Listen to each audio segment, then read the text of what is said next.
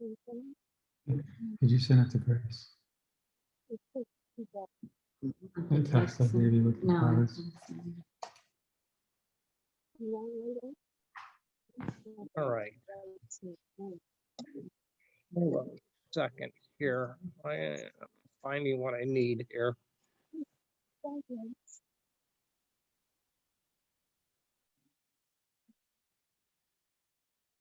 Okay, there we go.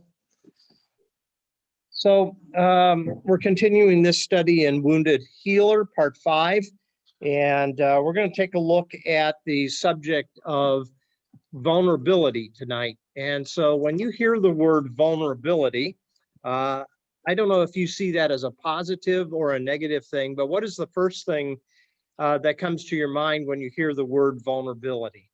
Any first impressions? Exposed, okay. What's that, Mark? Open, okay. Open, exposed, all right. Anything else? Okay, so what we want to talk about tonight is vulnerable courage. And those are two words that we might not think go together, but I think it's displayed in the person of Christ as well as some other personalities that we find in the Bible. I want to talk a little bit about this being a way that we touch the wounds of Christ and find ourselves touched by his life and by his power as well. So as we move through it, if you have your handout that I sent out, let's introduce it this way.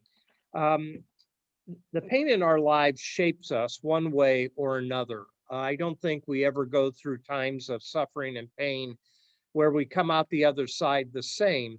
And hopefully that pain or that suffering doesn't define us in the long term.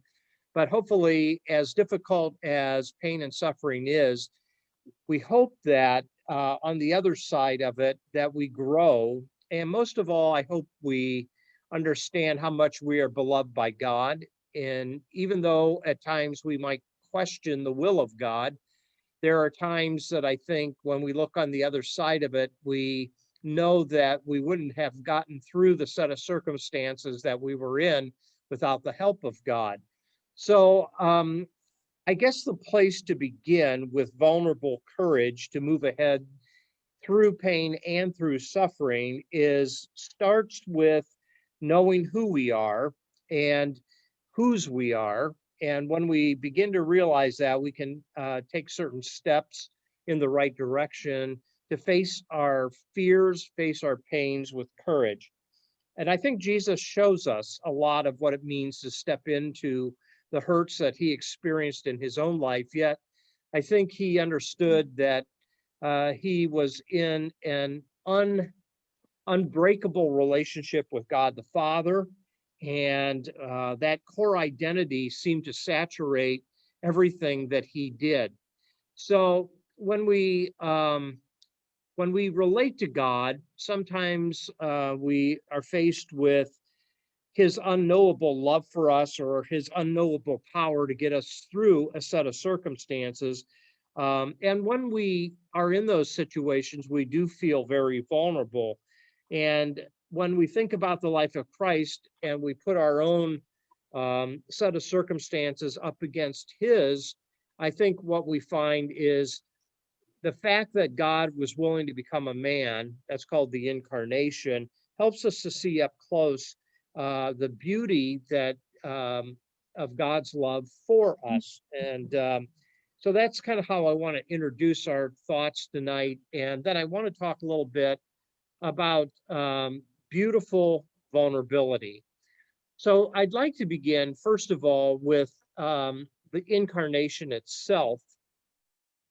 When we think about our own birth, where we were born, when we were born, we are all born into a complex set of choices and circumstances. I think if you were born during the days of the Great Depression, there's still residue that has shaped you. I was talking with Esty the other day, and she asked me the question, why is your dad still so cheap about so many things? always looking for the best buy, even though it's not maybe the wisest purchase, because sometimes you get what you pay for. And I said to her, I said, I think a lot of that goes back to his childhood, raised by a single mother. For a while, they lived on the top floor of a dance hall because they didn't have their own apartment. That was during the days of the Great Depression. And I think a lot of that was kind of ingrained within him, that you always had to watch what you used, how much you used, etc., that type of thing. And when we look at our own lives, and your lives and my life can be very different depending upon where and when you were born. There are certain sets of circumstances that I think shape us, whether we realize it or not, whether it's positive or negative. But sometimes I don't think we fully appreciate when God became a man, he was born into a complex set of circumstances that also shaped him as well. If he is fully human, we understand that his upbringing by Mary and Joseph was shaping him as a young man. We know that as he gets closer to his earthly ministry, he resonates with God's calling upon his life. And we're going to look at that when it comes to fruition as he goes into the desert to be tempted. But Jesus enters a vulnerable world.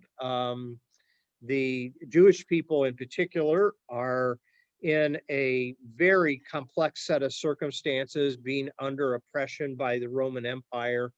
And when we think about Jesus being born into that situation where Caesar and the Roman Empire is at the center of everything, I think what we find is that he also dealt with that in a unique situation. It kind of shaped how he looked at the world. And I think also the way he had this kindred spirit with people that were poor, people that didn't have any sense of power or at times self-esteem. And so this beautiful vulnerability of Jesus is he steps into the human race. He's human in every single way possible. And when we think about Almighty God taking upon himself this vulnerability, there's also some insecurities that go along with that, because it doesn't take long before Mary and Joseph will have to flee to Egypt to escape the genocide that's initiated by King Herod. So I don't know if you've ever thought of that. I think we do on Christmas itself, being born in a manger, that type of thing. But overall, his entire infancy and toddlerhood is shaped by the set of circumstances that he found himself in. And it's in that beautiful vulnerability, I think we can relate and connect, that he understands our set of circumstances as well. So his wounds touch our wounds if we're experiencing negative things, because he was fully human. Any thoughts on that? Comments on that? So our first scripture passage tonight that I want us to think about is in the book of 2 Corinthians. Paul himself had certain insecurities about his own calling, defending his apostleship, that type of thing. There's all kinds of insecurities that make us vulnerable. And this could be things as dire as food insecurity or financial insecurity. But a lot of times it can be emotional and social insecurity. And I think that's what we have here in 2 Corinthians chapter 11. And it's a little bit lengthy, but I think it'd be worth reading in 2 Corinthians 11, verse 21 to chapter 12, verse 10. So let's start there, as Paul is thinking about his own world, and he's thinking about defending his calling by God to be an apostle. He really goes over the top in 2 Corinthians to show this. So come on down to verse 20. It says, in fact, you even put up with anyone who enslaves you or exploits you or takes advantage of you or pushes himself forward or slaps you in the face. To my shame, I admit that we were too weak for that. So what Paul's saying is, I could have really powered up and claimed my apostleship and forced that upon you. However, I stepped into weakness. And then he goes on and he talks about some of the insecurities that he experienced that then become actually not only his security in Christ, but also his strength. So it goes on, it says, what anyone else dares to boast about, I am speaking as a fool. I also dare to boast about. Are they Hebrews? So am I. Are they Israelites? So am I. Are they Abraham's descendants? So am I. Are they servants of Christ? Then he has parentheses. I am out of my mind to talk like this. I am more. And then he begins to talk about what he went through. I've worked much harder, been in prison more frequently, been flogged more severely, been exposed to death again and again. 5 times I received from the Jews the 40 lashes minus 1. 3 times I was beaten with rods. Once I was stoned. 3 times I was shipwrecked. I spent a night and a day in the open sea. I have been constantly on the move. I've been in danger from rivers, in danger from bandits, in danger from my own countrymen, in danger from Gentiles, in danger in the city, in danger in the country, in danger at sea, and in danger from false brothers. I have labored and toiled and have gone without sleep. I have known hunger and thirst and have often gone without food. I've been cold and naked. Besides everything else, I face the daily pressure of my concern for all the churches. Who is weak and I do not feel weak? Who is led into sin and I do not inwardly burn? If I must boast, I will boast of the things that show my weakness. The God and Father of the Lord Jesus Christ, who is to be praised forever, knows that I am not lying. In Damascus, the governor under King Artas had the city of Damascus guarded in order to arrest me. But I was lowered in a basket from a window in a wall and slipped through his hands. And then he keeps going into the next chapter. I must go on boasting. You would think that that would be enough, wouldn't you? He goes, although there is nothing to be gained, I will go on to visions and revelations from the Lord. I know a man in Christ who 14 years ago was caught up to the third heaven. Whether it was in the body or out of the body, I do not know. God knows. And I know that this man, whether in the body or apart from the body, I do not know, but God knows, was caught up to paradise. He heard inexpressible things, things that man is not permitted to tell. I will boast about a man like that, but I will not boast about myself except about my weaknesses. Even if I should choose to boast, I would not be a fool because I would be speaking the truth, but I refrain so no one will think more of me than is warranted by what I do or say. To keep me from becoming conceited because of these surpassing great revelations, there was given me a thorn in my flesh, a messenger of Satan to torment me. 3 times I pleaded with the Lord to take it away from me. But he said to me, my grace is sufficient for you, for my power is made perfect in weakness. Therefore, I will boast all the more gladly about my weaknesses, so that Christ's power may rest on me. That is why, for Christ's sake, I delight in weaknesses, in insults and hardships and persecutions, in difficulties, for when I am weak, then I am strong. Whew. Boy, that's not a mouthful. That's a lifetime full. When you think of all that he went through, and he prefaced it by saying, I could boast about the fact that I was called by Christ. I met him on the Damascus Road. He made me an apostle, et cetera, et cetera. But he'd rather boast about all of these things. And as he did so, the bottom line was he found greater strength in his weaknesses than in his strengths. And that is that's an irony there, isn't it? because I think most of us like to run away from our weakness and insecurities. And many of us like to project ourselves to be strong rather than weak. But that was the argument that Paul had about his legitimacy as an apostle, and that is his weaknesses rather than his strengths. And he just kind of does a journal entry there that could have stopped, you know, just a few verses in, but he just keeps belaboring the point so that we will get the point. And the point is found in chapter 12 when he says, "My grace is sufficient for you, for my power is made perfect in weakness." Let's explore that a little bit. Have you ever experienced that you had found greater security and strength in your weaknesses rather than in your strengths? Have any of you ever experienced that at all?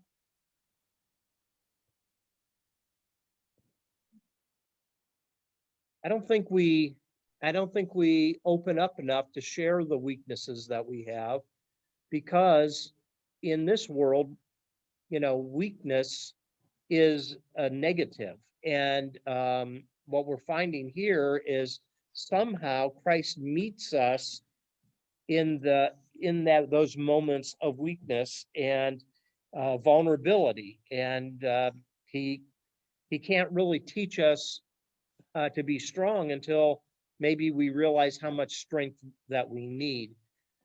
Now, physically, I think a lot of times people have had illnesses or episodes where they have felt physical weakness, and that type of thing. And people rally around that and say, "Oh, you were so strong during that time of trial." But have you noticed, usually that's only physical weaknesses. If people share emotional weaknesses, they they fight with worry, anxiety, depression, that type of thing. It's not met always with the same, "Boy, you were so courageous, you fought hard, you worked through that type of thing," until that person is already way over on the other side and has become strong. Then people will begin to say, "Oh, you really did a good job." But while they're in the middle of the weakness, a lot of times there's a sense of embarrassment. There is a sense of shame, maybe. What did you do wrong? That type of thing. So let me open it up. Do you have any thoughts on any of that? Comments on any of that? Yeah. Yeah. Mark just said he thinks that we look to God more in our times of insecurity and weakness than when we do in our strength. And I think a lot of times when things are going well, there could be a tendency for us to forget God, move on, and you know, many times that whole idea of a foxhole prayer, when we really find ourselves in the battle, can be true, that we don't realize um, how much we need God on the day-to-day basis, even when we're going through good times. But that that is something that I think is true. In our times of weakness, we cry out to God. That's reflected in so many of the Psalms that we read, and that type of thing. So that's true. In our weakness, it does cause us to look up. Other thoughts? The emotional weakness, is having some difficulties. That and all deserted him.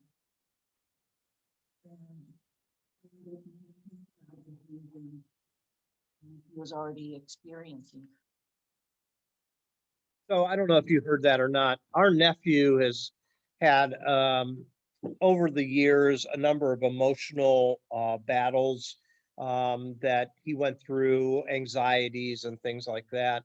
And what Esty said is, ironically, during that time, many of his Christian college age friends um, deserted him. because I don't, rather than rallying around him and helping him, they kind of forgot him and went on. And I don't know what the rationale is behind that, whether it exposes our own weaknesses or not, but that's what happened to him. And so ironically enough, he still loves the Lord deeply, serves the Lord over at a church on the west side of Cleveland. But I'll tell you that can be heartbreaking when people drop you because you're going through a hard time.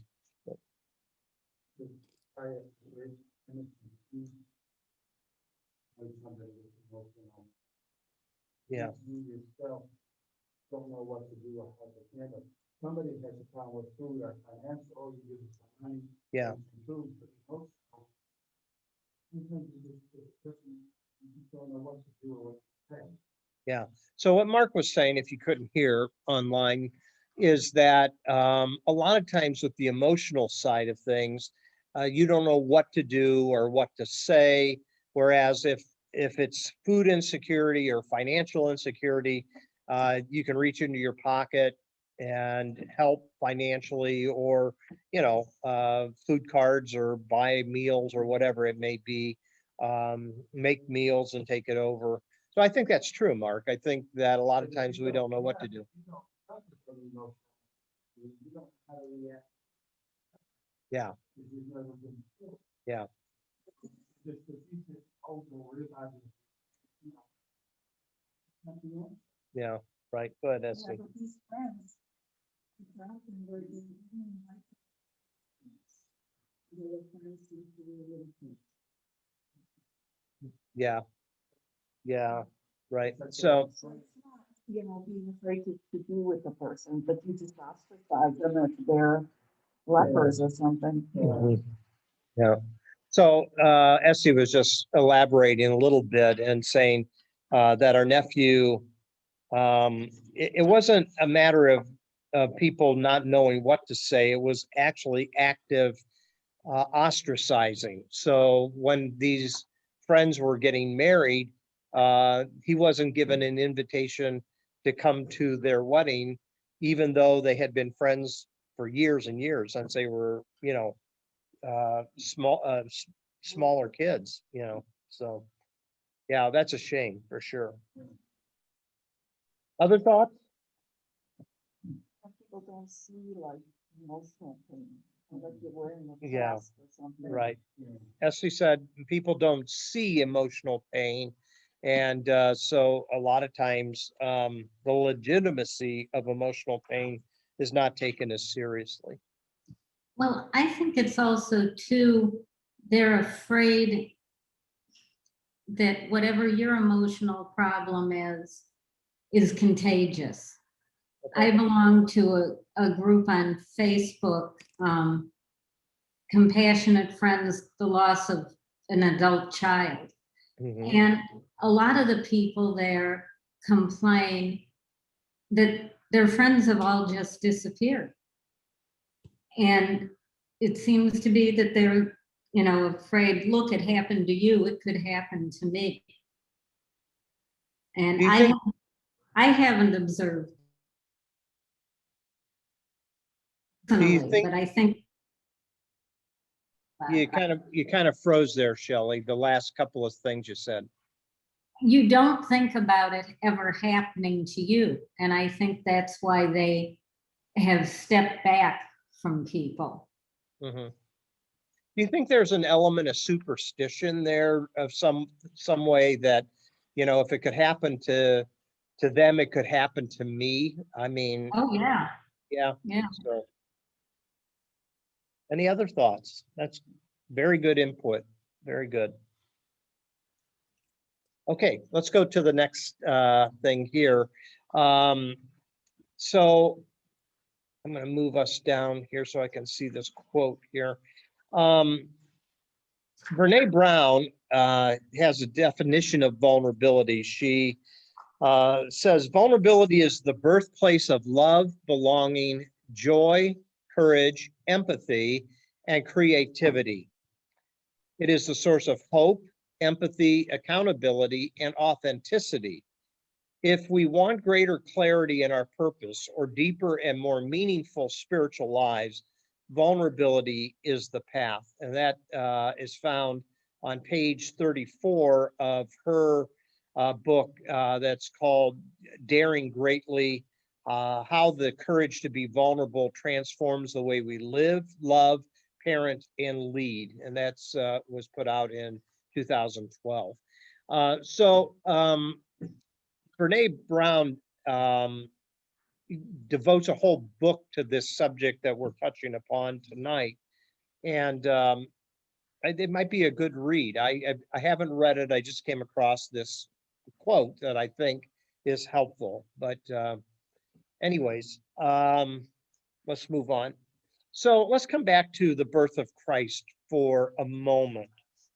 So when we think about him being born into a certain set of circumstances, in many ways, his birthday is very subversive to the things that are going on around him. Weakness isn't something we naturally attribute to strength, but Paul got that message. That's why we looked at 2 Corinthians. But there goes against the grain of common experiences I have there, which is perhaps one of the reasons the message of Jesus is so compelling. It goes against the grain of common experience, and Christmas is the birth announcement of a humble king who beckons us to reorient our lives toward sacrificial, loving humanity well. And so in this complex set of circumstances, when we think about the beginning of Jesus' life and his upbringing, it shaped his heart. It shaped how he would later conduct his earthly ministry, and in many ways, it demonstrates to us what a life well lived is all about. And so, when we look at a subversive birthday, that's in context of Caesar being on the throne. So I want us to just keep that in mind. I want us to look at Luke chapter 2 for a second. If you want to go to Luke chapter 2, this is one of two birth narratives that we find in the gospel accounts. And normally we don't look at it any other time but at Christmas time. But I think for tonight, we can see that more than just God becoming man and entering into the human experience, his birth in many ways is subversive to the world and context that he is raised in. So let's read the first 7 verses. It says, "In those days, Caesar Augustus issued a decree that a census should be taken of the entire Roman world. That was the first census that took place while Quirinius was governor of Syria, and everyone went to his own town to register. So Joseph also went up from the town of Nazareth in Galilee to Judea, to Bethlehem, the town of David, because he belonged to the house and line of David. He went there to register with Mary, who was pledged to be married to him and was expecting a child. And while they were there, the time came for the baby to be born. She gave birth to her firstborn, a son. She wrapped him in cloths and placed him in a manger because there was no room for them in the inn." Now, in those first 7 verses, let's pick out all the vulnerable components for a moment. So what do you observe in this paragraph that represents vulnerability? What jumps out at you?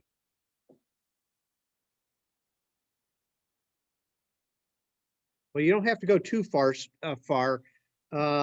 Let's look at the word Caesar Augustus. Okay, so Caesar Augustus is the idea of it's more than a time stamp for the birth of Jesus. It is telling us that Jesus is born into a world that is dominated by an emperor. So this emperor is in control, and we're told here that he issues a decree that a census should be taken of the entire Roman world. Now that just tends to go right over our head, but let's stop for a moment. What is the purpose of a census?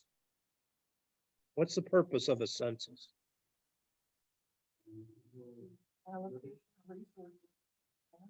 Okay. How many people?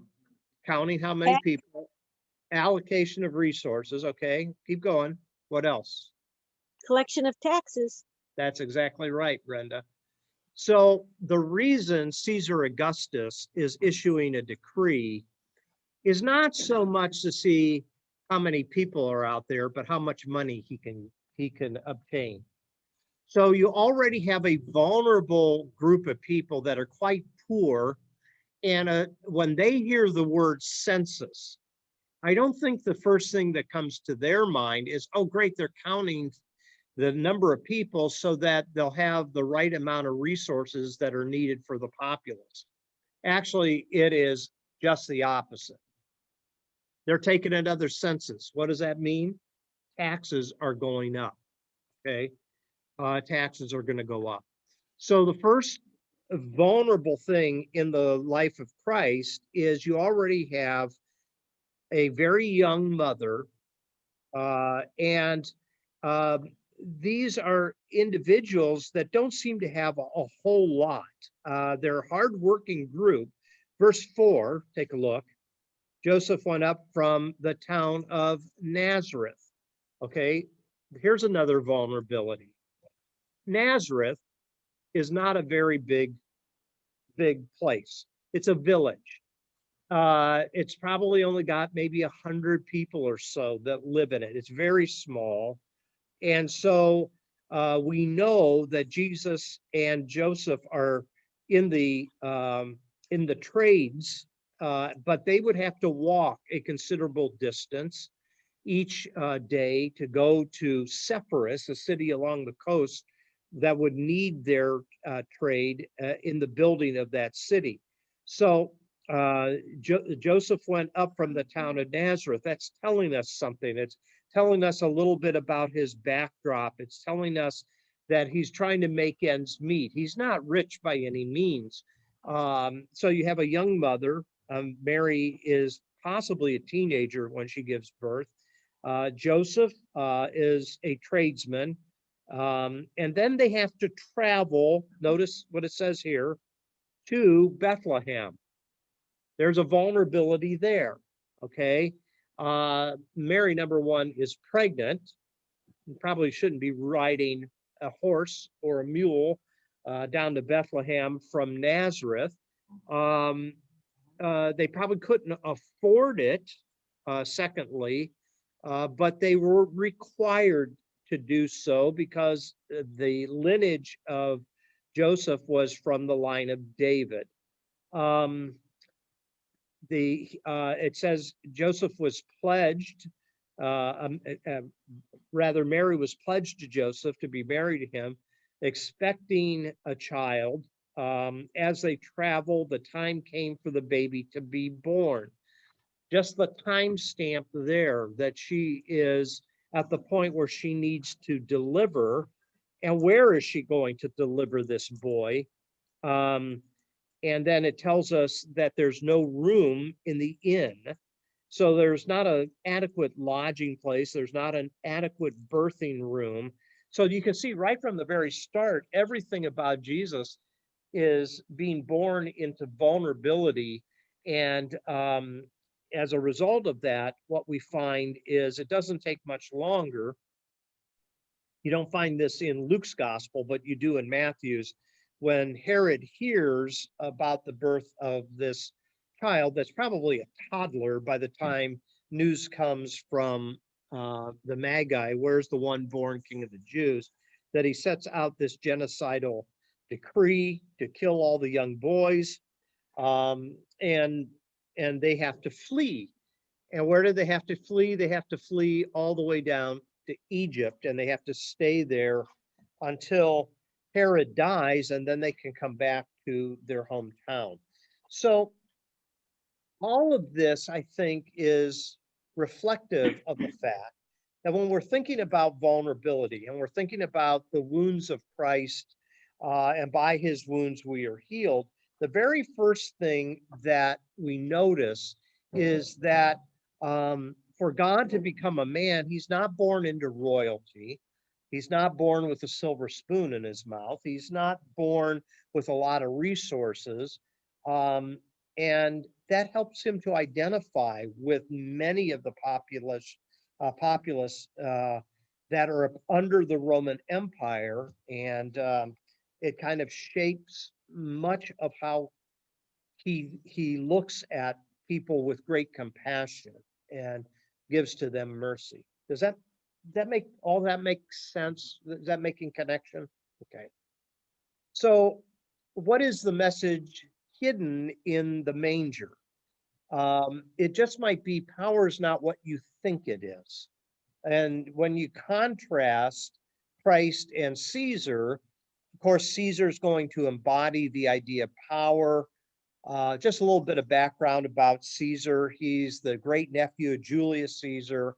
Um, and he goes to war in 31 BCE, and then becomes the ruler of the Roman Empire by ending that war that he was involved with.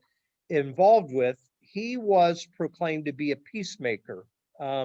So how many of you have been following the story over the past couple of days of the newest skirmish between the Arabs and the Jews? Have you been following that story at all? Okay. The Palestinians and the Jews, there's more conflict that's going on. Hamas sent some rockets into Israel that hit a bus. And of course, the Israelis retaliated and they took down a 12-story building. I don't know what the casualty count is at this point. But the point is, in all of this, if there's somebody that can step into this situation and cause a ceasefire, that person will be hailed as a peacemaker. Well, that's what happened to Caesar Augustus. He was considered to be a peacemaker because he got the war to end. And the way they celebrated that was a reflection all through the empire, were coins that had his name inscripted on it. Some of those inscriptions declared him to be the Son of God. He was given this name Augustus, which means the venerable one, the one that is to be exalted. He brought a state of general prosperity to Roman citizens. Unfortunately, that didn't trickle down. Trickle down economics didn't work back then either. It never really reached the poor. So when you hear a lot of the language that is used in the Gospels, the declaration of good news, in many ways, it's redefining the very verbiage that was often used by the Roman Empire. So it was considered good news that Caesar Augustus was on the throne, et cetera, et cetera. But it was only really good news for a certain group of people, Roman citizens, and out of them, the elite. You contrast that with Jesus. Jesus comes in as a baby born in a marginal town, a small little place, Bethlehem. God's kingdom doesn't come at the center of power or wealth, but really does come on the margins of insecurity. Jesus really didn't have any interest in the sort of power that was celebrated by the Romans, and he humbly, uh, embraces vulnerability. And that's not just how he's born, but that's how he lives his life. That's how he is buried, and but then venerated through the resurrection. The last point here, Jesus started with insecure communities to model the power of vulnerability. Caesar wanted everyone to know just what a big deal he was. In contrast, Jesus was born in vulnerable conditions to be reared by vulnerable parents. A Bethlehem birth shows us that the world's one true king turns the idea of rulership upside down. This is the one that came to rule by servanthood rather than demanding he be served. So just, I thought the birth narrative kind of illustrates from the very get-go the vulnerability that Christ embraced in becoming man. Thoughts, comments, questions there?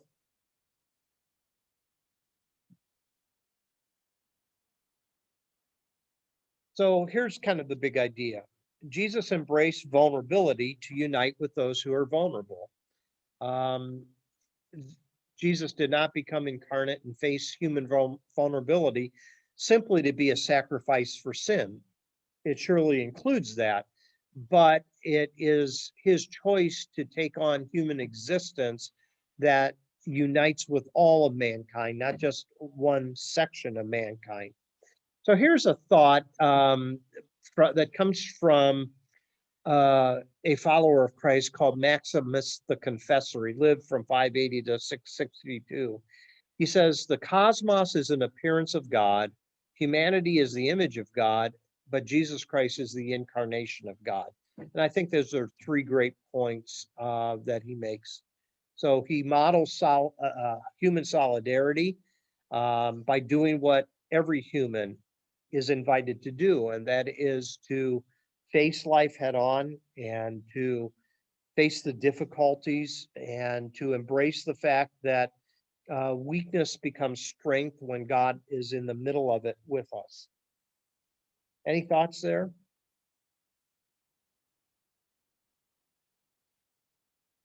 So I want to look at one more passage in the time we have remaining. You're in Luke chapter 2. Just go over a couple of pages, and you're going to find yourself in Luke chapter 4. So we know that Jesus was baptized by John the Baptist, but immediately after his baptism, he goes into the wilderness to be tempted by Satan. And within this temptation, there are three lies that are tempting him.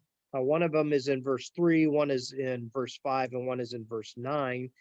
And it tells us here in verse 1, Jesus, full of the Holy Spirit, returned from the Jordan where he was baptized, and he was led by the Spirit in the desert, where for 40 days he was tempted by the devil. He ate nothing during those days, and at the end of them, he was hungry. So this is a prolonged experience that he is going through. In his encounter, what we find is he is relying upon God, and that's part of his identity shaping in the love of God. He steps into that moment. He is trusting God for the power to persevere in the midst of all that. So let's imagine that he is feeding on God's love for 40 days, even while he is fasting from food. You'll see there a quote from Dallas Willard. Dallas Willard once wrote, "The wilderness, the place of solitude and deprivation, was actually the place of strength and strengthening for our Lord." Comes out of his book, The Spirit of the Disciplines, page 101 and 102. In other words, he's trying to say the desert is the place where Jesus is strong. Jesus shows that it's entirely possible to step into scarce circumstances and overcome them with an abundance of spirit. So each time Jesus is tempted while in the wilderness, Jesus will appeal to the provision of God. So let's take a look at these real quick. So lie number one is you don't have enough bread. Take a look, verse 3. The devil said to him, "If you are the Son of God, tell this stone to become bread." Jesus answers, "It is written, man does not live on bread alone." So he's tempted to turn a rock into bread. And a rock is meant to be a rock, A rock is not meant to be a loaf of bread. So there's kind of this disorientation with the created order. But what the accuser is trying to get Jesus to do is to fall into the trap of kind of being disoriented. He knows that he's been in close relationship with God for 40 days, and yet he's hungry. And because he is hungry, he is trying to use that to disorient him. This fast of Jesus wasn't to brag about to other people. It was one of those spirits of the disciplines that Dallas Willard talks about to commune upon God. And then secondly, you'll notice some subpoints there. Jesus sought to identify with the poor and hungry people living under Roman occupation. And secondly, Jesus refused to exploit creation to make his situation more convenient or bearable. And so he says, man does not live by bread alone. So temptation number one is you don't have enough bread. Temptation number two is you don't have enough power. You don't have enough power. So verse 5, the devil led him up to a high place and showed him in an instant all the kingdoms of the world. And he said to him, I will give you all their authority and splendor, for it has been given to me, and I can give it to anyone I want to. So if you worship me, it will all be yours. So here's the temptation. The lie is to grasp for the power of the kingdoms of this world, to take it for his own use and pleasure. But Jesus answers, it is written, worship the Lord your God and serve him only. Most of these responses are quotes out of the book of Deuteronomy. If you have a study Bible, you'll see the cross references there. This one comes out of Deuteronomy 6:13. So a couple of points on your handout. This is a lie that Satan is proposing to disrupt shalom, since it's offering a disoriented relationship to other people. So the first one is a disoriented relationship with creation. I'll turn tables into steaks and I'll turn rocks into bread, that type of thing. But this one is toward other people, because if you're going to grasp for power, there's somebody that's going to be the victims of that power grab. So this all-powerful God doesn't flex his strength by obtaining power in the usual ways of humanity, but by serving others and sacrificial love. And the third one is you don't have enough security. So verse 9, the devil led him to Jerusalem and had him stand on the highest point of the temple. If you are the Son of God, he said, throw yourself down from here. For it is written, he will command his angels concerning you to guard you carefully. They will lift you up in their hands so that you will not strike your foot against a stone. So notice what the accuser is doing. He sees that Jesus is quoting from the scriptures. And so he decides that he is going to quote from the scriptures. He's quoting out of Psalm 91, verses 11 and 12. But Jesus then responds and says, do not put the Lord your God to the test. And then it says, when the devil had finished all this tempting, he left him until a more opportune time. So in this one, I guess the lie is the disruption of shalom by offering a disoriented relationship to God.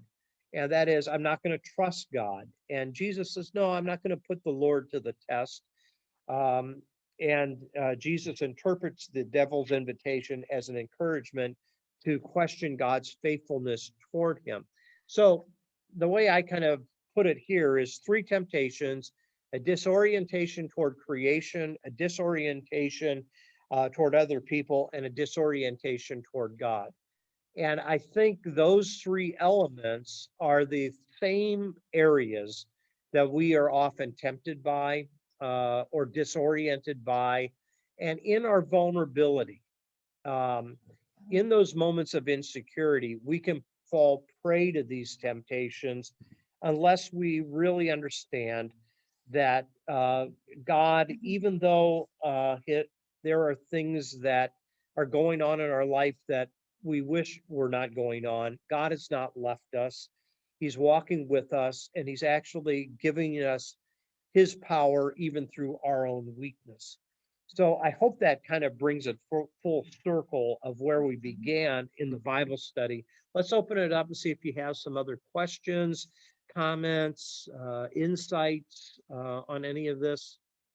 So the title of this Bible study was Vulnerable Courage. So vulnerability requires courage, doesn't it? And it's something that we don't often want to do. And yet at the same time, hopefully what you saw through the incarnation, through the things we read about Paul and what we just looked at Christ's temptation in the wilderness, is just a beginning of illustrations that we could turn to show us that those individuals that were vulnerable found that God was sufficient in the midst of those situations. Any thoughts, comments, questions on that?